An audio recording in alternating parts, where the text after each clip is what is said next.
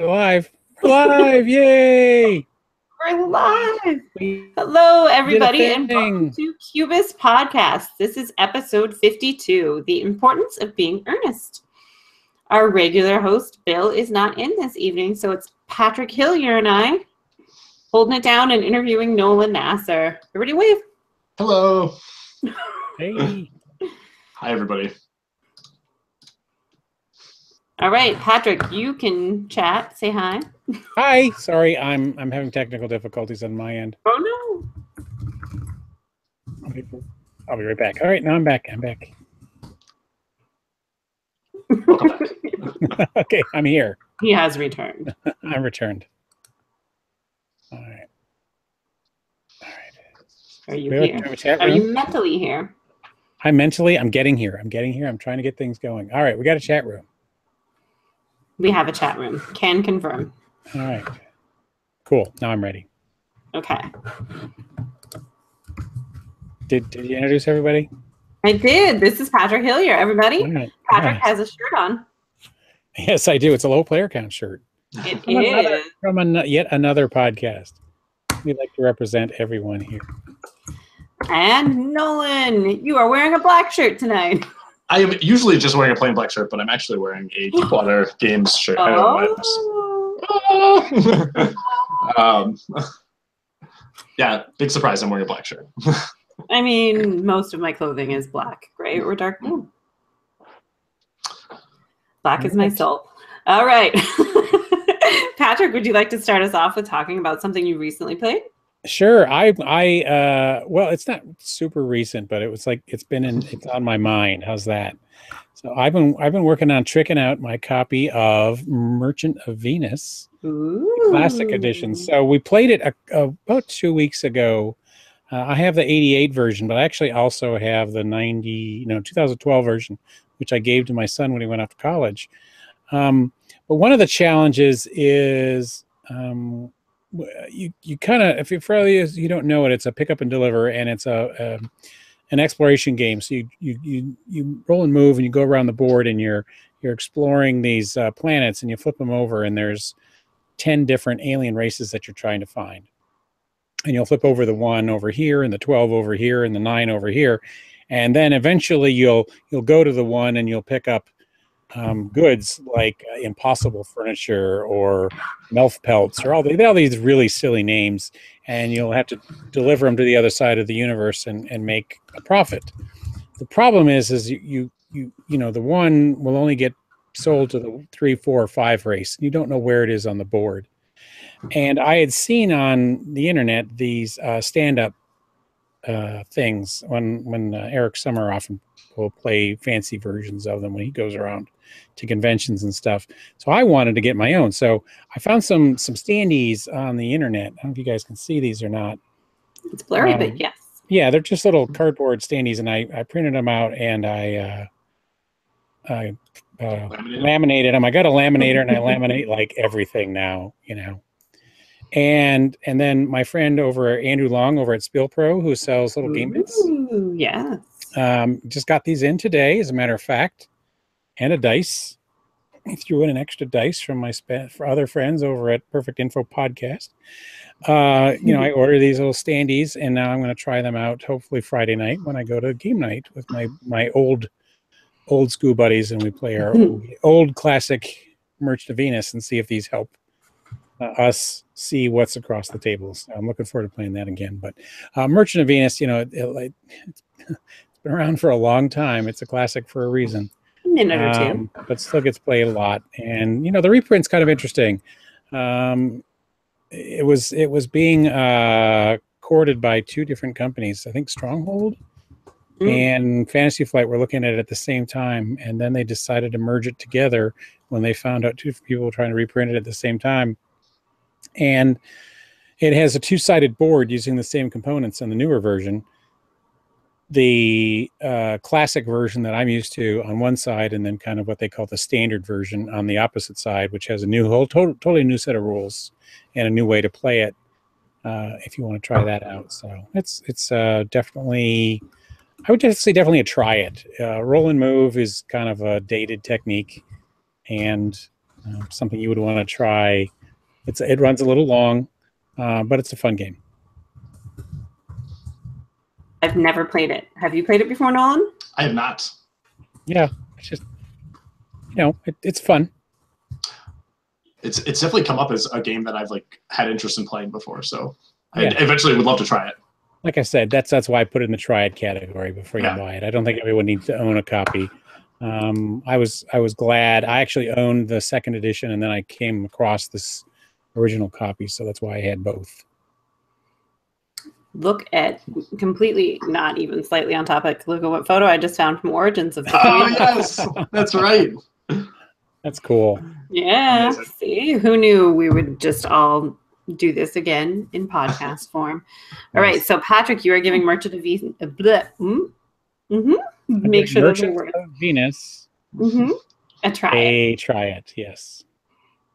for your crusty old game section. And my crusty old games, yes. I'm sure they appreciate being called crusty and old. That's all right. And Nolan, would you like to talk about your game next? Yeah, absolutely. Okay, so I've been playing a lot of I've been playing a small amount of games a lot lately, and one of those games is Herbalism from Emperor S4, and Herbalism is Emperor S4, the company that published it, is based out of Taiwan, and I believe the designer is Eros Lin, and it's a very small game. And it is a kind of logic and deduction game where players are playing as these novice pharmacists. And there is a pandemic that has spread over the country, and players have to use logic and deduction. And honestly, it's kind of cool. It's this sort of more sophisticated version of Go Fish to discover what the ingredient or what medicine you need to cure it. So every game is they're short, quick rounds, which are really fun. There's 16 cards, I believe, and every game you take out 2 of them, right? And those 2 cards make up what the ingredients are.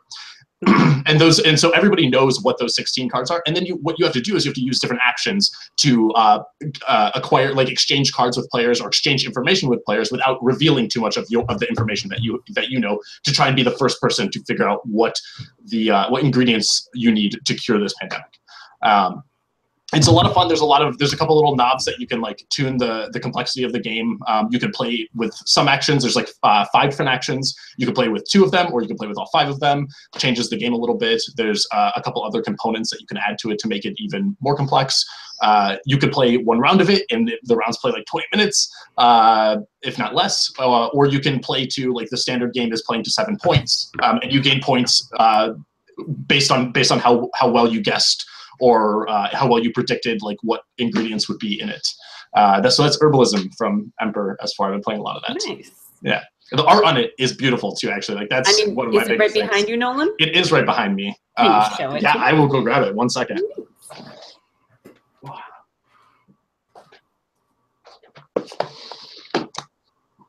She just did that so she could see your butt. I knew Patrick was going to. I don't want I get that a lot. As soon as Nolan stood up, I was like, oh, Patrick. Incoming butt joke. Yeah. Yeah, so this is Herbalism. Ooh, it is pretty. Oh, that is, yeah. It's super pretty. I really, really, really love the art on this game. It's one of my favorite parts, along with it being sort of a logic deduction game. I really, if you guys have ever played Dead Drop from Crash Games, it's very similar in that vein, but it's even more complex.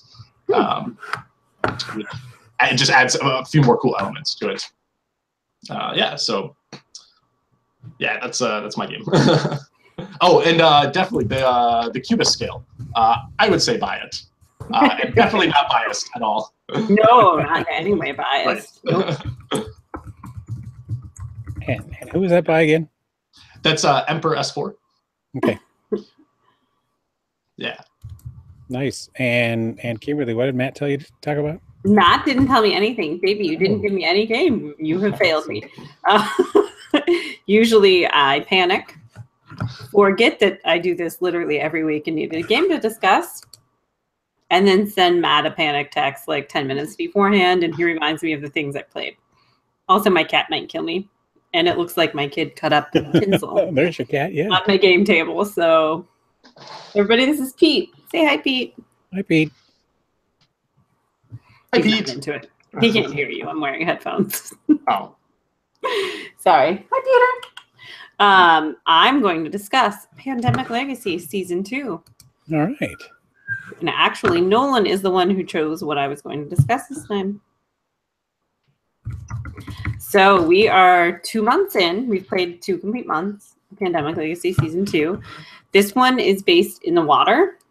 You have to discover the land. This is all. I'm not going to say anything that you wouldn't know from reading anything about it.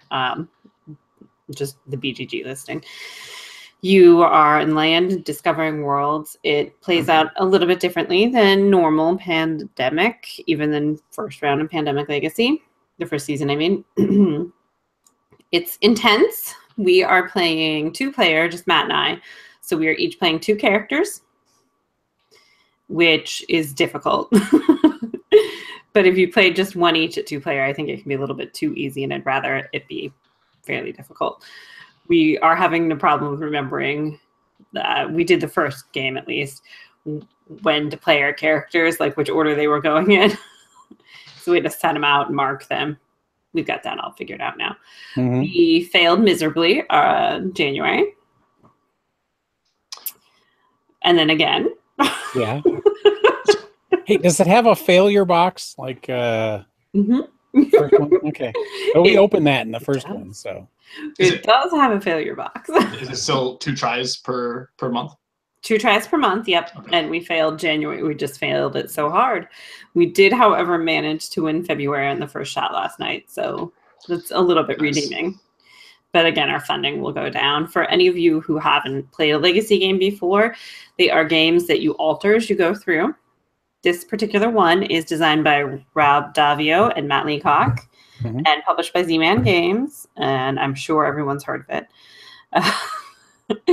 It is intense, and you do definitely alter the game as you go through. We're only entering March, and there's already been a fair amount of altering. No spoilers. I'm not going to tell you anything. The legacy aspect can be intense. I don't love doing things like ripping up cards. Yeah. Or putting stickers on things that also I'm like... Chad commented in the chat room that he thinks it was hard compared to season 1. Are you finding it harder? So far, yes. I definitely think so. That's Oh, what no I'm one's on the hearing. chat. Okay, good.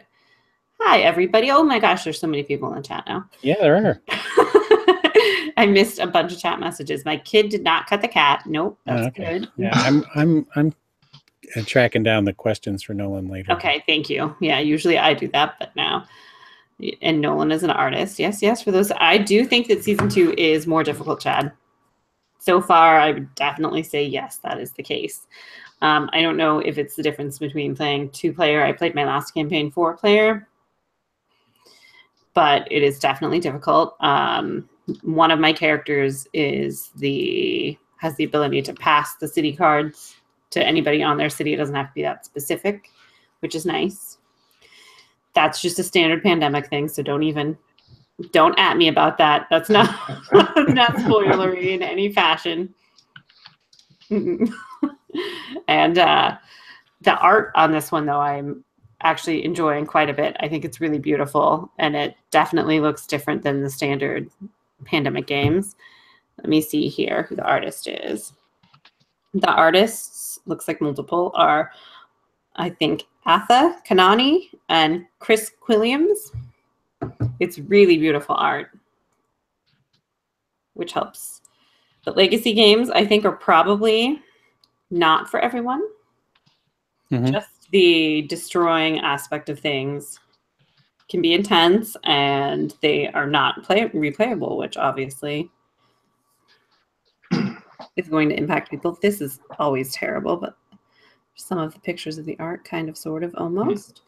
The board is pretty. Everything is just very clean and crisp looking, but stylized. I think that if you enjoy legacy games, it would definitely be a buy it.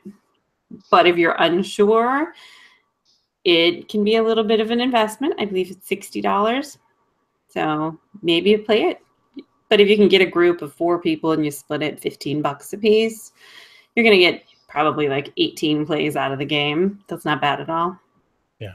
I'm really enjoying it so far myself. Cool. That's awesome.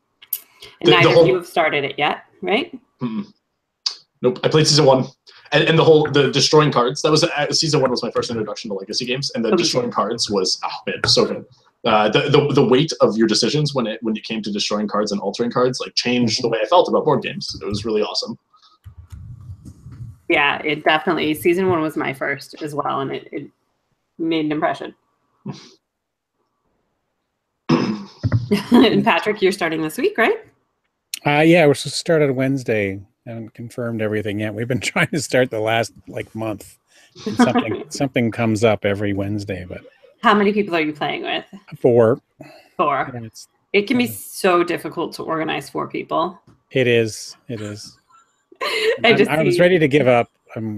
So it's tough. Oh. I mean, I ran into a lot of problems with season 1 for that aspect. One of my game group people really loves all things pandemic and enjoyed the game, but it was too intense for him to want to play all the time. So we went we failed hard.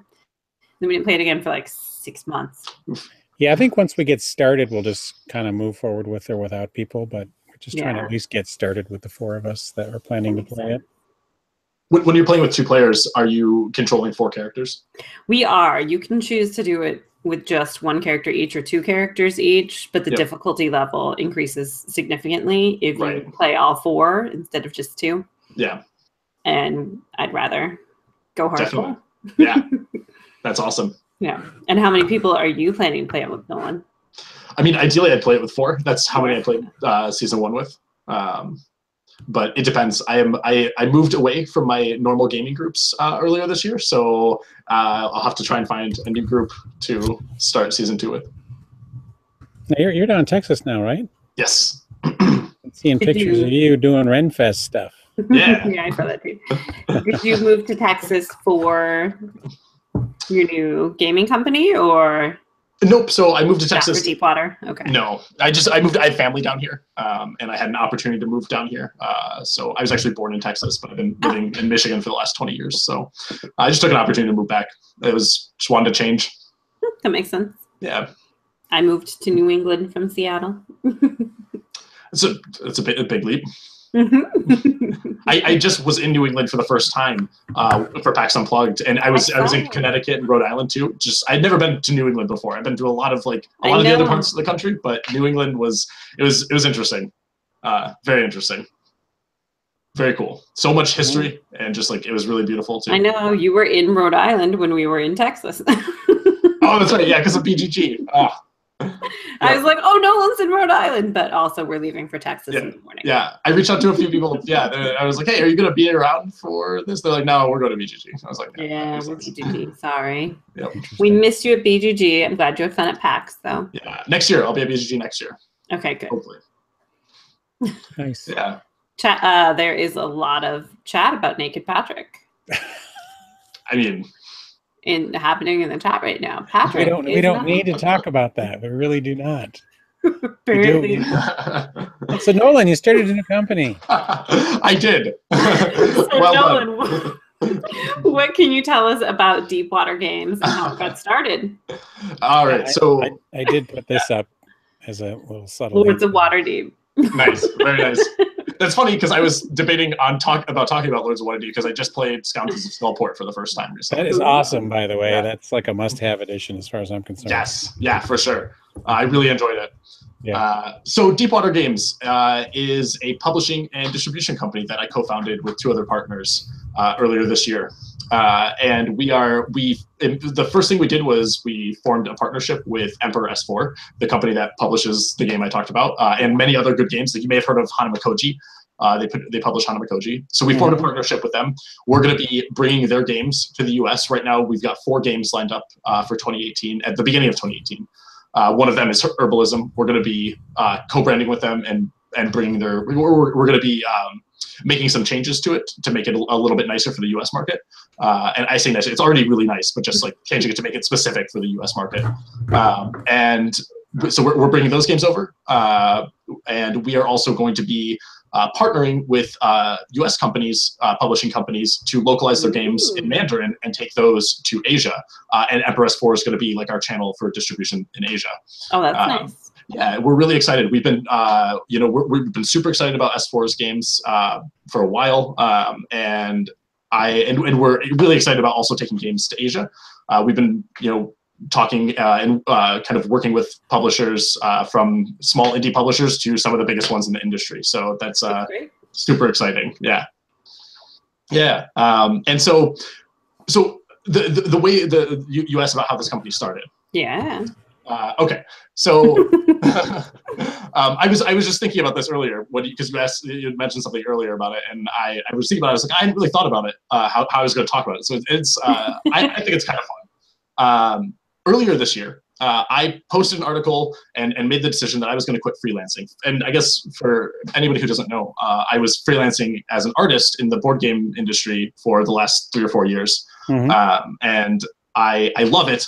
I love being able to work in the industry that, I'm so passionate about, that inspired, like this industry inspired me to be an artist. Like this is the reason I became an artist. But earlier this year, I decided I wanted to quit freelancing.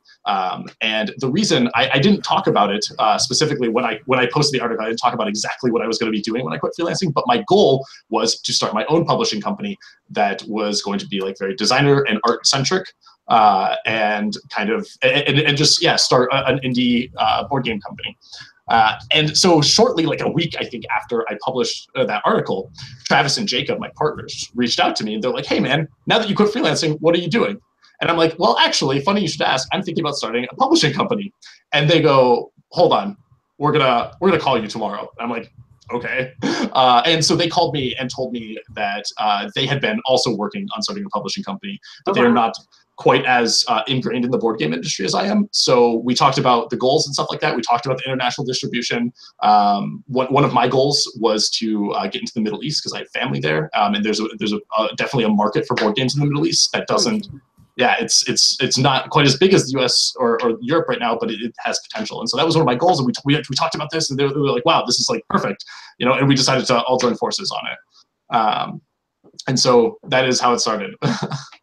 That's amazing. Yeah, Travis owns a comic book publishing company called SourcePoint Press, and we're going to be partnering with this comic book publishing company to turn their comics into board games and just develop that IP. And then Jacob owns a shipping and logistic and printing company called Kraken Print.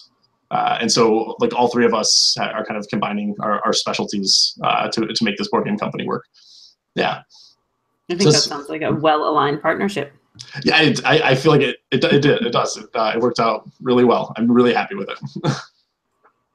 It's going very well so far. And the reception to it has been great. Thank you guys also for like your interest and support. And it's amazing. I'm honestly beside myself. I know like the community has always like kind of known me as an artist, and I wasn't sure how well they would receive this, but I'm super excited that it's like people are happy about it. So. Well, let's touch base on some of the art questions. So, cool. So what one of the questions was, what is your art background before we get into the art questions? Okay. So this is also kind of interesting. Somebody had asked if I had a degree in fine arts. I do have a degree in fine arts, and except it's not actually in like illustration. Yeah. I've always loved like drawing and stuff growing up through school. And so I decided I would go to art school because as an 18-year-old, I had no idea what else I was going to do. So I went to art school because I like to draw. And my first couple months at art school, I was like, I'm not cut out for this. I can't do this. And immediately switched to web design. So I was doing web design and graphic design and developing apps for all of my college. Like that was what I was focusing on. And I spent 5 years of college. My last year of college, some switch just flipped, and I was like, wait a minute, I don't want to do this. I really want to be an illustrator. And so I just like taught myself everything there was to know about digital art and digital painting, and spent an entire year just like every waking moment I had, I was working on art. Yeah. And that is how I got started in art. That's my background in it. I did have like some background in high school and things like I took art classes and that sort of stuff. But yeah.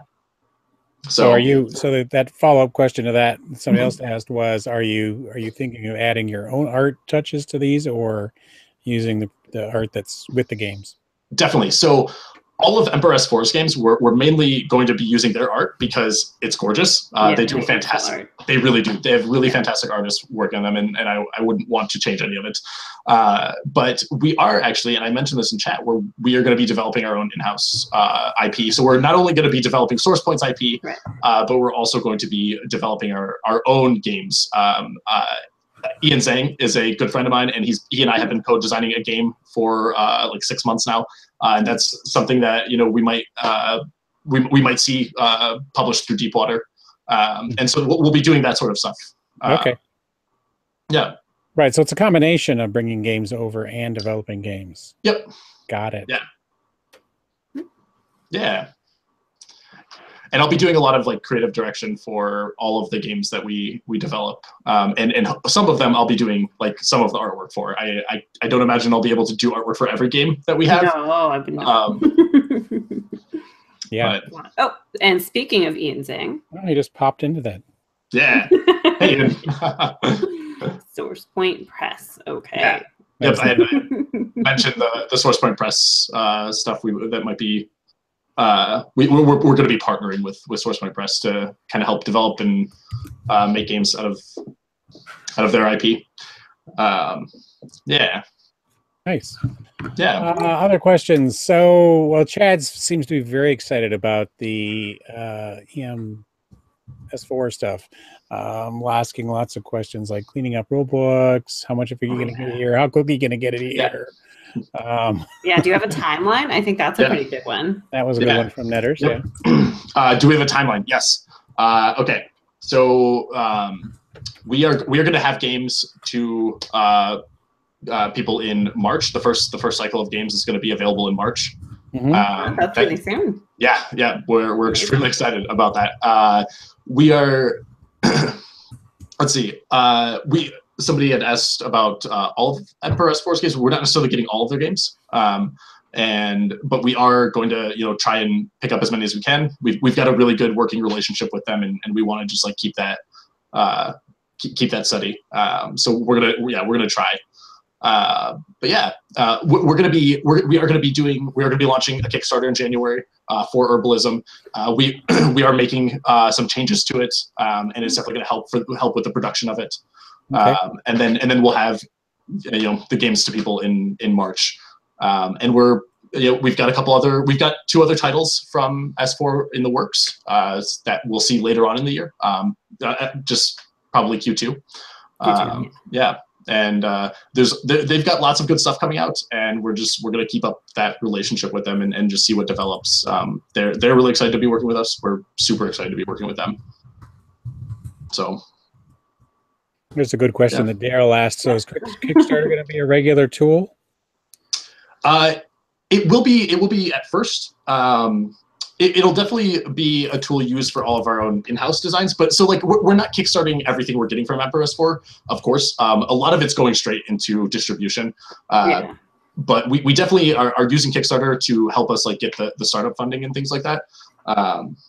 So that is what Kickstarter was initially intended for. Right. Yeah. Exactly. We're gonna use Kickstarter for our own games, but then most of the stuff that we're getting from Emperor, like once we have kind of like a production cycle down, will mainly be going straight into retail, unless we have been talking about making some bigger changes, like making deluxe versions of their games and stuff like that. Yeah, we have been changing a lot of the graphic design to suit the American market, and we've also got, if you guys are familiar with Dustin Schwartz, we've got him editing our rule books. He's fantastic. Dustin. Right, exactly. So yeah, so we're putting we're putting a lot of work into making these games really, really nice for the American market, and any future game we get as well. Nice. Yeah. So let's see. Hi, Randy. Hi, Daryl. By the way. Yeah, a lot of people in the chat room. This is a really busy chat room tonight. We have a lot of designers in the chat too. Yeah, really excited to see you guys. Randy and Mr. Aaron Wilson with the hair. Oh, also, hey, Aaron.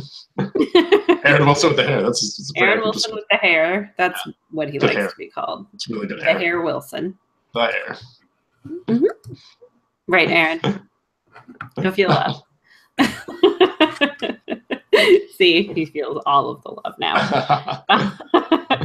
So you have a lot going on, definitely in the first half of the year, mapped out and planned pretty well. Yep. What about moving forward from there? So a lot of it is still like in the works, but the things that we're locking down are we're gonna potentially have 2 of our own in-house designs up on Kickstarter later on in the year, and potentially in production before the end of the year.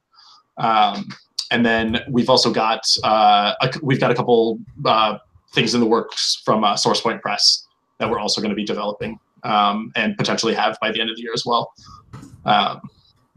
So yeah, very exciting. Are you very excited? I'm thrilled. This is a huge dream for me. So I'm excited to be able to do all of this. Yeah. So where are all your partners? Are you all together, or is this a worldwide? Yeah. Where do you guys all live? And that? This is a worldwide thing. I'm in Texas right now. Jacob is in Chicago. He runs Kraken Print out of Chicago. And Travis is in Michigan. So it's convenient. Like I go back to Michigan for family and things like that. So I can meet up with Travis, and we're not that far from Chicago. But in reality, like we go to like Travis does like 50 conventions a year with his business. I do probably 20 or 30 conventions a year just with my art business. So we're constantly on the road, and our schedules are constantly overlapping. So we didn't feel the need to like be around each other for the start of this company. Which is, I think, really cool that we can get this off the ground and not necessarily be around each other. Yeah. And do you see? Well, you already mentioned Ian. So, are there other people that you see your company growing with? Yeah, absolutely. We're talking to a couple other people. We've got a few designers that are working with us already. Ian being one of them, and we definitely. We have a lot of people that I've actually really admired in the industry, which is amazing, that are wanting to work with us. It's really incredible. So nice. Yeah. Paul's got a good question here. Paul and Cow just joined in. Which regions of the world does Deepwater have distribution? So right now we are starting out focusing on Taiwan and a few other regions in Asia, and that's just going to keep expanding. And like I mentioned before, we're even looking at potentially going into the Middle East as well, using my connections to the area. So we'll see. We're going to keep talking about it and keep see what's working, see what we can do. There's definitely a lot of potential. Yeah. Jacob runs his business partially out of Taiwan too, so he has really strong connections to that region, and that's one of the reasons why this partnership is working out so well. It's important to each bring something different to the table. Right. It's like our Punchboard Media slogan. Oh, hey, Patrick. Oh, there you go. Where we all bring something to the table, right? I think I got that. Yes, you did. Good job. Got to get that in there somewhere. How about your U.S. distribution? How is that being done? What's that? How about your U.S. distribution? We don't have anything like solidified right now. We've been talking to distributors. We're going to do a lot of direct retail. Travis owns the comic book publishing company, and Jacob owns a shipping company. And between the both of them, they already have like 2,000 retail stores that they work with in the U.S. And then we've also we're going to be doing we're going to have a really large presence at conventions. So like I said, between the two of us, we go to like 60 conventions a year, and we're going to be bringing Deepwater along with our other companies. We will have to lure you guys out to the Granite Game Summit. Oh my gosh, yeah, absolutely. We hear that the East Coast is a nice place to hang out for conventions. Yeah. Was that before the show? I don't remember. That might have been before the show. I think we discussed that. That's okay. That might have been on the show. I don't even remember anymore. Yeah, I don't remember You're anymore. welcome, guys. It's only Monday and things are going well for the week. Yeah. Is it Monday? It's Monday. Yay. Yay, Monday. Oh, I'm totally going to rapid fire Nolan later. Oh no. I'll think now. Rapid fire is literally just, I'm going to ask you some random questions at the end of the show, and you're going to yell answers at me as fast as you can. Okay. Basically, it's yelling. I believe it was Steve Kairas who did the best one, right? Was it Steve? Oh my God, it was like super slow. Steve Kairas did the best at yelling? That's amazing. Oh, he just panicked. He like panicked and went like really slow. And there's you're not supposed to repeat the question, so he was repeating all the questions and like,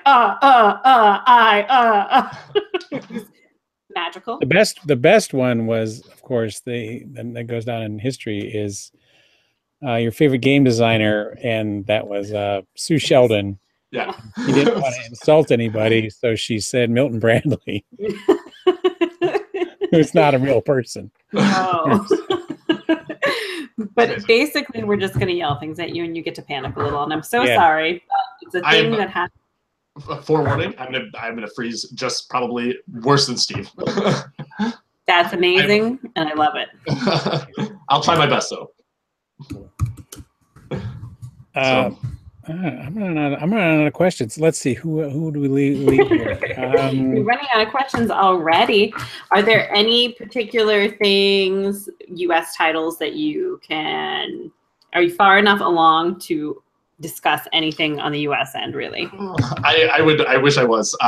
There's a lot of stuff that we are talking about. Nothing is in writing yet, so I can't. Nothing is in contract yet. Yeah. Mention anything, but like I said, we're working with some just indie game publishers, and then also some of like the industry leaders, which is really exciting and also really surprising.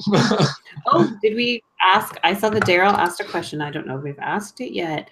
What kind of game would be a deep water game? I believe is what he asked. That's a fantastic question. Yeah, what kind of games will be deep water kind of game? There you go. So we've got a few like types of games that we're looking at. We're wanting to definitely stick to lighter games because of our plans to distribute in Asia. Right. It's much easier to their market is really ripe for lighter games. So we're targeting like card games are great, party games are fantastic. Anything that's like light, even like light strategy is very good. Pretty much nothing exceeding the $40 price point, and anything is anything below that. There's a really big market for party games in Asia, and also light strategy games. So yeah, that makes sense. And of course, like the less language dependent a game is, the better. Oh yeah. Because we're going to be localizing all of our games. The plan is to also be able to localize them in other languages for other regions and things like that too. So I was just listening to I forget the guy's name, Smokey or something, about the Tokyo Tokyo Highway Fair. Tokyo Game Show. Yep. And he was a guest on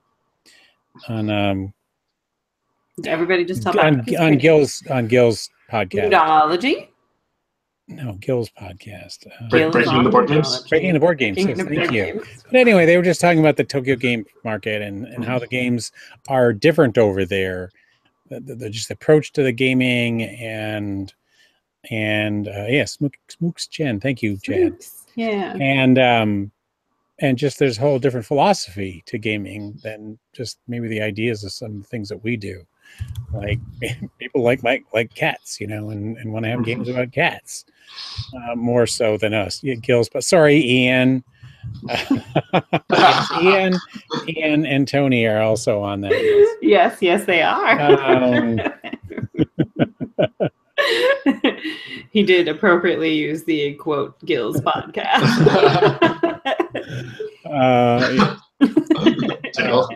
Gotta love the chat room for calling me out. Yeah, I mean, you earned that one. Ian is in the chat room, and you just referred to it as Gil's podcast. That's why I assume maybe it'll get Gil in the chat room more often, or ever. Anyway, so that would be an interesting place to go. Do you have any chance to get over there? Plans to get over there? I think that was one of Netter's questions too. Yeah. So I mean, we do actually have plans to go to Tokyo as well. There's a huge market there, and there's lots of great games. Like that's one of the big things that we want to focus on. Is there's so many designers and publishers in other regions of the world that are just not getting brought to the American market, and so that's a big thing. Is we want to try and find those games, those like really hard to find but games that are like really they're treasures, like and bring those to the U.S. And all over the world, really. Yeah, cool.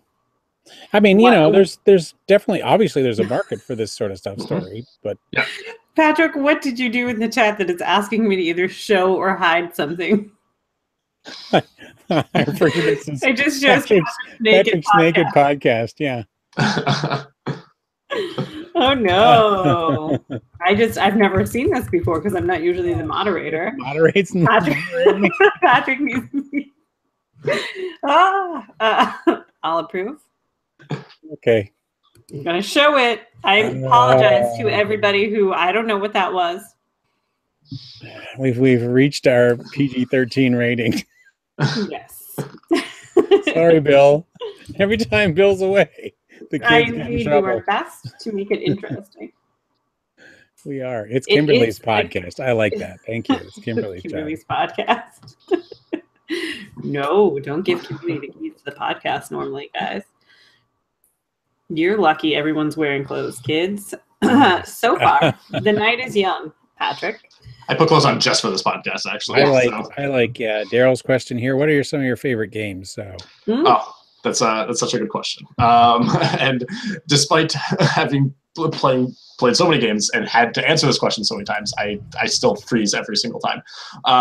But so I always feel like I can't ignore saying that Magic the Gathering is one of my favorite games because I played Magic the Gathering for years. I was a really competitive Magic player, and actually it was my first introduction to art.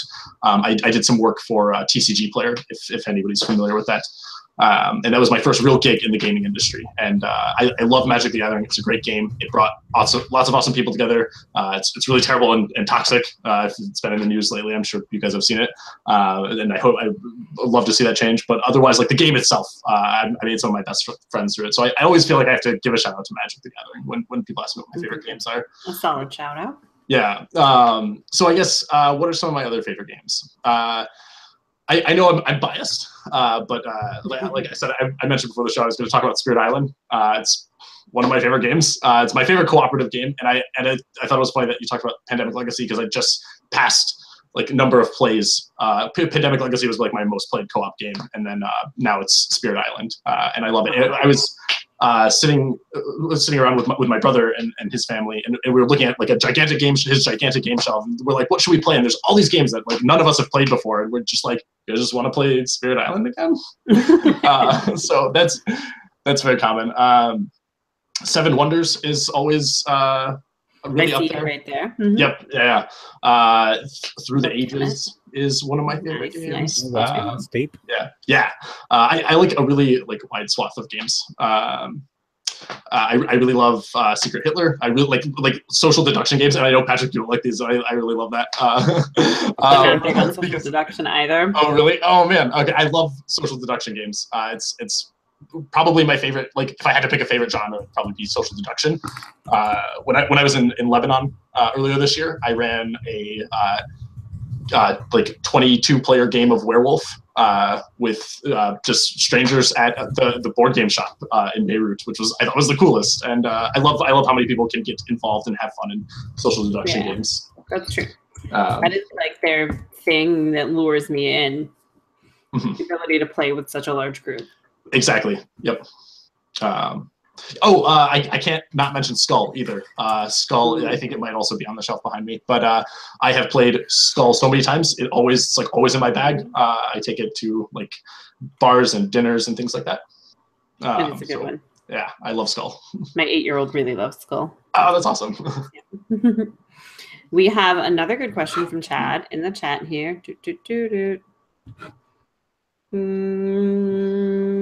have to scroll up. I'm sorry. Oh, he asked about bigger games. Yeah, the bigger box games. Right. Mm-hmm. Yep. Verano and Sorcerer's Stone. Yeah. So nothing's in writing yet or anything, but we are definitely talking to them about those games. There's definitely a good chance we'll be able to bring some of those over as well.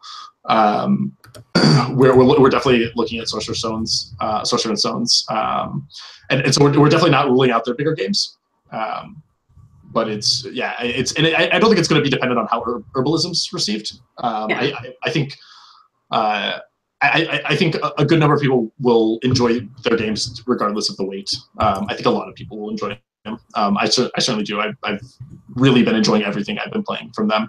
Like we aren't like launching with them because we definitely just want to get our feet wet with this partnership. But down the line, definitely expect to see some of the larger games from them. Nice. Yeah. I think that will definitely make Chad happy and a variety of other people too. All right, Mr. Daryl Andrews has a question for all of us. This awesome. Is you too, Patrick. Yes. The year is coming to an end. What cons do you recommend for next year, and which cons will we be in attendance at? Who wants to start? Patrick?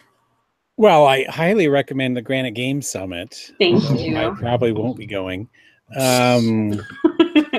It's your birthday con, Patrick. I know.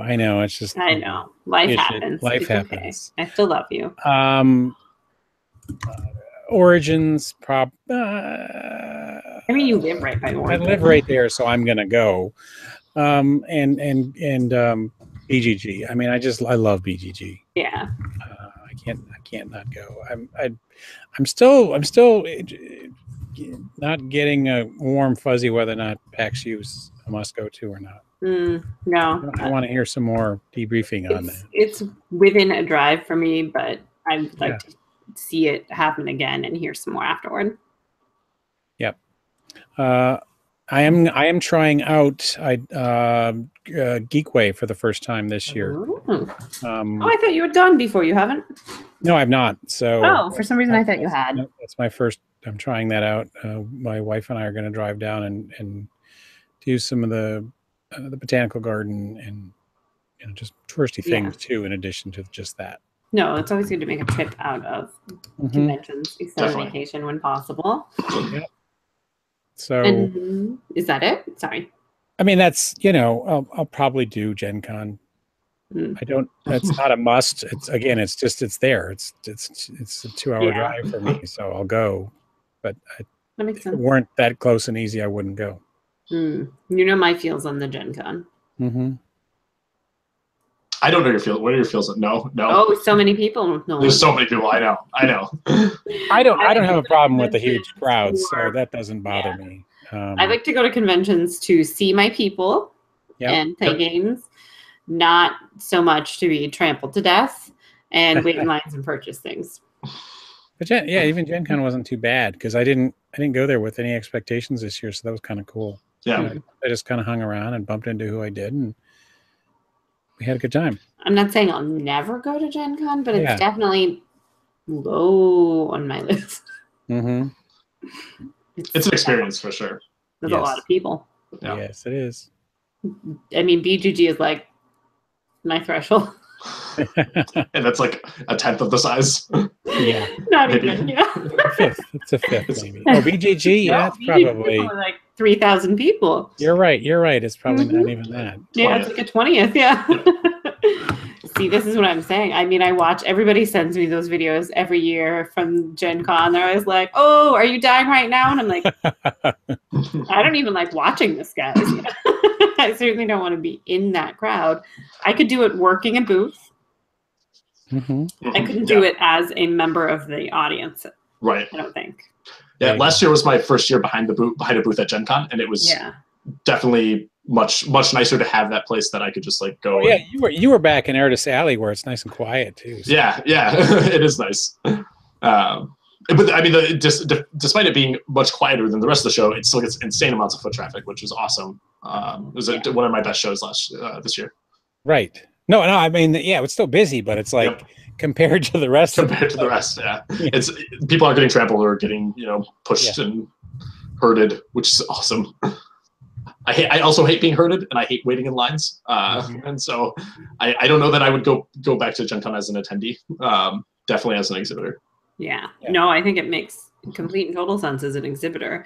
I absolutely get that. I would need to I joke that I use Matt as my human shield at conventions, even at like Origins, but I would have to actually physically pick him up and use him as a human shield, I think, at turn him sideways and drive him through the crowd. Yeah, pretty much. I think that sounds about right. What other conventions are you doing this year, Nolan? So I guess like despite saying that I would not go back to Gen Con as an attendee, I did spend the last 8 years attending Gen Con before I finally exhibited at it. So I do love Gen Con, and it was very inspiring to me. I went there for the first time when I was 18, and I never missed a year. I have not missed a year since then. So I love Gen Con, but yeah, it's definitely it does, the crowds do get overwhelming. I'm doing so I do a lot of comic conventions, and yeah. So I do a lot of comic conventions. I'm doing I'm gonna be doing Origins. This year was my first year doing Origins as well, and I absolutely loved it. Like it's everybody describes it as like Gen Con light, and it's much more like community based, and I loved that about Origins. I have like so many great experiences at Origins, and like getting to sit down and just like play games and hang out with a lot of like designers I've admired for a really long time. I think that's actually where I met Daryl, and we were just talking, and I was like, "Oh my God, you designed Sagrada! This is amazing! You're just like standing in front," and I just like kind of fanboyed for a minute, and so. That convention was super fun for me, and I'll probably be going back to that every year. And actually, Deepwater will have a presence at that makes sense. at Origins. Yep, and then it's not gaming related, but also Dragon Con is the most ridiculous convention I've ever been to, and I will try and go back to that every year. It is a beast. It is a different show. Is it? Where is Dragon Con? It's Atlanta, right? Atlanta. Yep. Yeah. And there is a question in the chat about Unpub for you, Nolan. Oh yeah, I will be at Unpub, the main Unpub in Baltimore. I'm not sure. Yeah, I like talked to Daryl about possibly like having like a booth and things like that. Daryl Louder. We talked about that sort of stuff. But I think I'm just gonna go as like Deepwater and have like a table for like submissions and things like that potentially. Yeah. So. And will you be returning to Unplugged? I will definitely be returning to Unplugged. Yeah. We really enjoyed Unplugged. It was a huge show for us this year. Like that was just a month ago, and it was like pretty much where we made all of the connections that launched. That's what's hopefully going to attribute to Deepwater's success. That's good. So Unplugged will be really So Unplugged was definitely a hit for you then. Absolutely, yeah. Especially like as like a business, like for networking connections and things like that. Highlight of that was Jerry Holkins telling me that my artwork was strong, which was cool. That was really great. So that's Tycho from Penny Arcade, which I was like, oh my God, all right. I literally didn't even know what to say when he said that. We were just sitting around, and I couldn't speak because I'm like, oh God, it's Jerry, and I don't want to embarrass myself. And then he just starts me, it's like, oh, you did the art for Fate of the Elder Gods? Yeah, that's really strong. And I was like, oh, thank you. You didn't just kind of melt into a puddle? Definitely just melted into a puddle. I got right. It's just like had to shake me off. It was weird. Oh, Daryl Andrews recommends doing a table, he said, for Unpub, Nolan. Yeah, just float around. Okay, perfect. Good to know. That makes sense. Awesome. I personally, convention-wise, I will probably do a weekend of Conclave. It's just a little local invite run by the Cardboard Jungle podcast crew and Jimmy.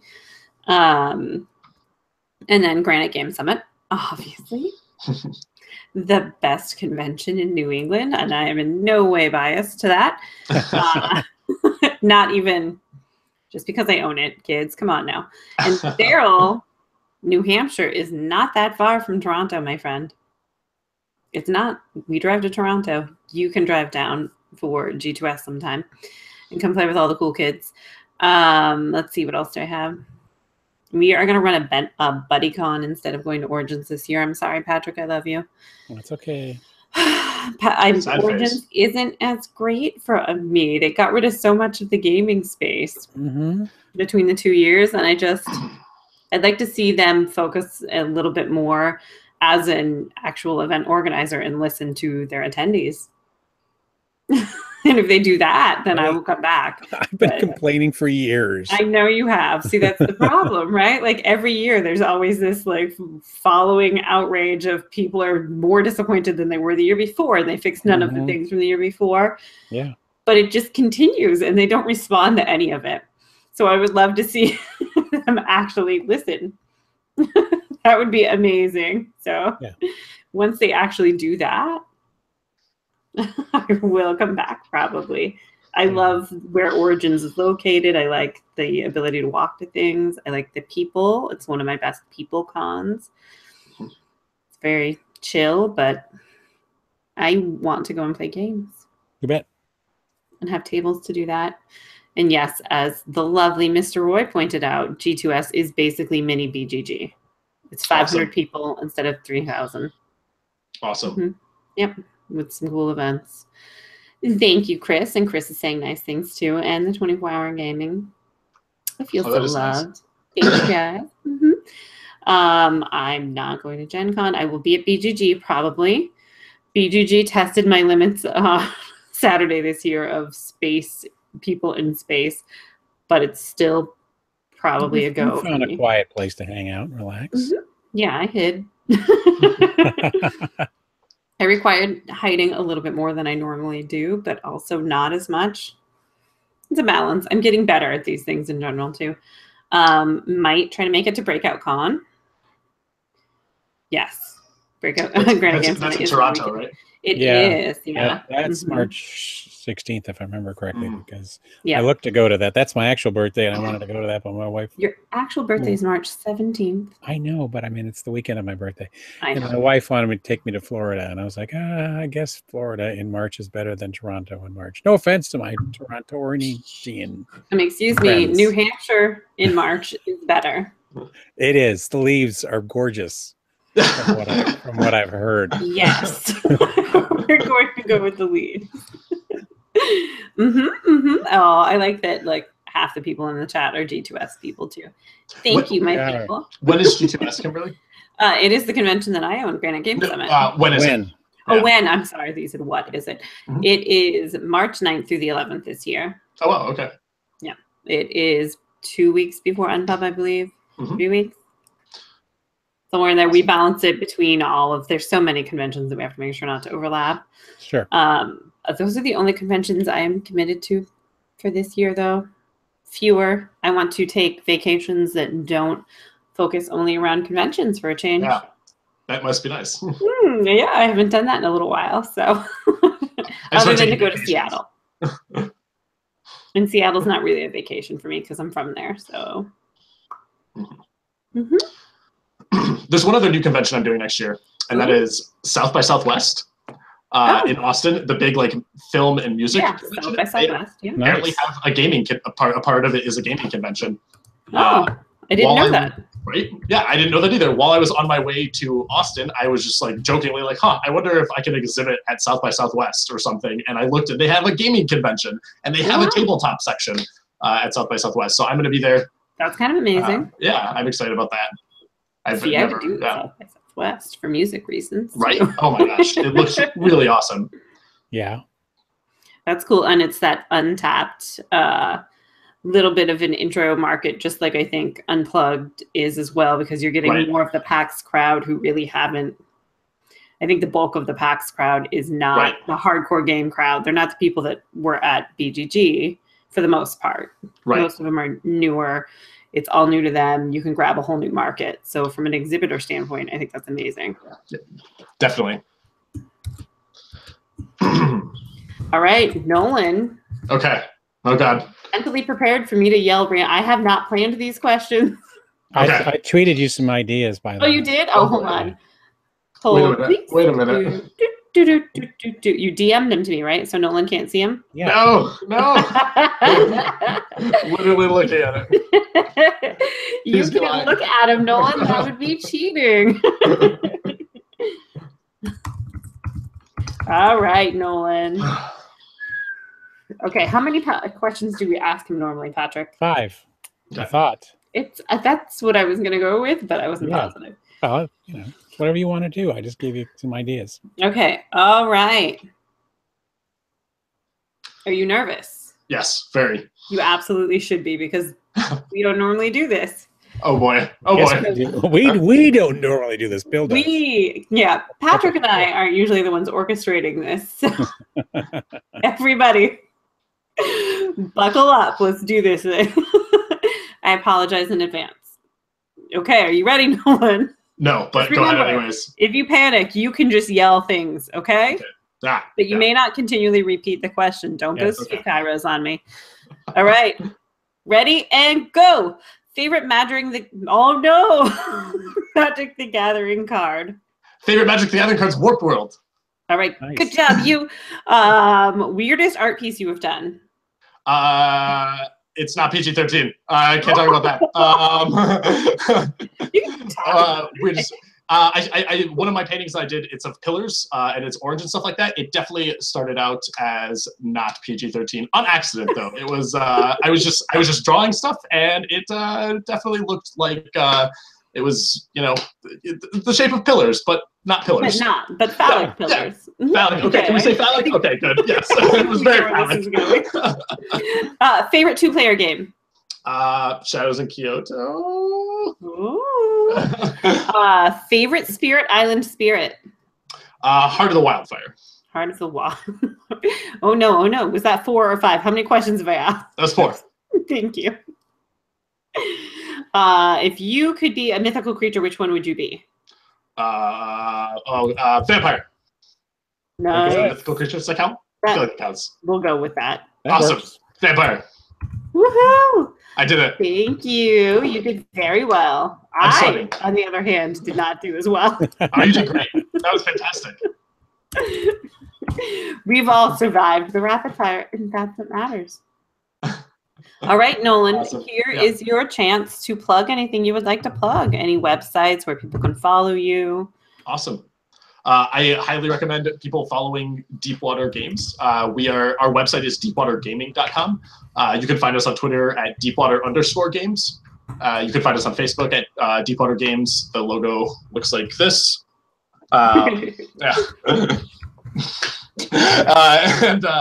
So follow Deepwater Games everywhere, you guys. I also I have my own personal art online at n3art.com. And yeah, you can follow me on social media too. Nolan Nasser. I'll tweet about all these things. Can I ask what the third N is? Is that too personal? No, you can, absolutely. So that's a rapid fire question. Yeah, right. I mean, the third N is my middle name. My middle name, the middle name on my birth certificate is Nabil. But my given middle name is my given full name is. Do you want to hear it? Yes. It's Nolan Nabil Walid Adel Mansour Khalil Mansour Kais Nasruddin. Oh my goodness. Wow. Now, learning how to write your own name when you're 5. Right, exactly. Challenging, yeah. I think I was really excited about it when I was 5 and committed it to memory, and so. That was kind of amazing. And meanwhile, I knew a little kid named Bob who could not spell his name. I mean, he was Robert, but he went by Bob, and he always added an extra O, not intentionally. So. Mr. Patrick Hillier, where can people find you, good sir? They can find me over on What Did You Play This Week podcast, where I talk to people about things and talk about games I played. Really? Coming up next is a conversation with Mike Premu from Knights of the Game Table and Path of Play. Nice. Mm-hmm. And where can people stalk you on the internet? Oh, at Over the Hillier. At Over the Hillier. On the Twitter. On the Twitters, where I talk about crusty old games. Where you talk about the crusty old games. And so many puns. Yes, I'm a pun guy. If you like puns, you can follow Patrick on Twitter. Yes. And I am at KJ Revia on Twitter, and I run the Granite Game Summit account at G2 Summit, typically. And we are having contests in the month of December every week for different Granite Game Summit giveaways. This week is a t-shirt, and the contest starts tomorrow. T-shirts, more than one, and the contest starts in the morning. Yeah. I think I'm at KJ Review on Instagram too. Probably. Somebody can tell me. Thank you all for joining us, and thank you so much, Nolan, for coming on. You guys, congratulations and best of luck. Thank you so much for having me, you guys. It really, this is awesome. Yeah, it was a lot of fun. Thank you. And I look forward to seeing what happens with Deepwater in the future. Same. I mean, yeah. And awesome. We'll have to have you come back on the show in a year. I would be happy to come back anytime. Perfect. Thank you so much for joining us.